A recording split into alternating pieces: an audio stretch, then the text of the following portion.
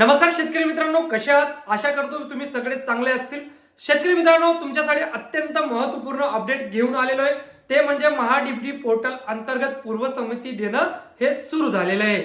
महाडीबीटी पोर्टलवर आता तुम्ही डॉक्युमेंट अपलोड करू शकणार आहात। जी पूर्व समिती गेल्या 1.5 ते 2 महिन्यापासून बंद होती, त्यामुळे बऱ्याच शेतकरी मित्रांची हॅरेसमेंट देखील झालेली आहे। बरेच शेतकरी मित्र पूर्व समितीची वाट पाहत होते, तर अशा सर्व शेतकरी मित्रांसाठी ही अत्यंत आनंदाची आणि महत्त्वपूर्ण अपडेट आहे। आता तुम्ही तुमचं जे डॉक्युमेंट येतात ते डॉक्युमेंट अपलोड करू शकणार आहात। तर महाडीबीटी पोर्टलला लॉग इन करून जो डॉक्युमेंट अपलोडचा टॅब आहे तर तो आता सुरू करण्यात आलेला आहे। त्यामुळे शेतकरी मित्रांनो, तुमचंही जरी यंत्रसामग्री किंवा कृषी यांत्रिकरण अंतर्गत निवड झालेली असेल आणि तुम्ही पूर्व समितीच्या प्रतीक्षा यादीमध्ये असाल, तर तुम्ही लवकर तुमचे डॉक्युमेंट अपलोड करा।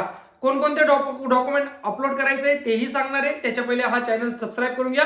या चॅनलवर आपण अशाच महत्त्वपूर्ण अपडेट्स आणत असतो। तर शेतकरी मित्रांनो, अनिवार्य कागदपत्रे असणारे त्यात यंत्राचे पक्के बिल म्हणजे इनव्हॉइस, त्यानंतर यंत्राचे डिलिव्हरी चलन, त्यानंतर आरटीजीएस केलेली पावती व बँक स्टेटमेंट, हमीपत्र यापूर्वी अपलोड केले नसेल तर, त्यानंतर ट्रॅक्टरसाठी आरसी आणि पर्टिक्युलर्स लागणारे, यंत्रावर व बिलावर सेंट्रल कोड नमूद असावा, त्यानंतर आवश्यक असेल तर एक कागदपत्रे सुद्धा तुम्हाला अपलोड करावे लागतील, ज्यात लोन जरी तुम्ही केलं असेल तर लोन मंजुरीबाबतचे कागदपत्र आणि पूर्व संमती पूर्वी व नंतर यंत्र मॉडेल कोटेशन बदल केला असेल तर तसा बदल करण्यास मंजुरी देणारे तालुका कृषी अधिकारी यांचे संमतीपत्र।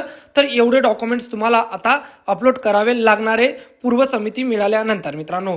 तर पूर्व समिती मिळणं किंवा तो टॅब जे तर तो सुरू झालेला आहे, पूर्व समिती ही देणं सुरू झालेलं आहे। आता डॉक्युमेंट अपलोडची जो प्रोसेस आहे तर ती प्रोसेस तुम्हाला करावी लागणार आहे। तर शेतकरी मित्रांनो, तर हे जे मी डॉक्युमेंट सांगितले तर एवढे डॉक्युमेंट तुम्हाला अपलोड करायचे आहे। काही अडचण असेल तर व्हिडिओच्या कमेंट बॉक्समध्ये तुम्ही मला विचारू शकता, मी नक्कीच तुम्हाला रिप्लाय करण्याचा प्रयत्न करेल। आणि अशाच पुढच्या सर्व माहितीसाठी आपलं जे चॅनल आहे तर ते सबस्क्राईब करायला विसरू नका।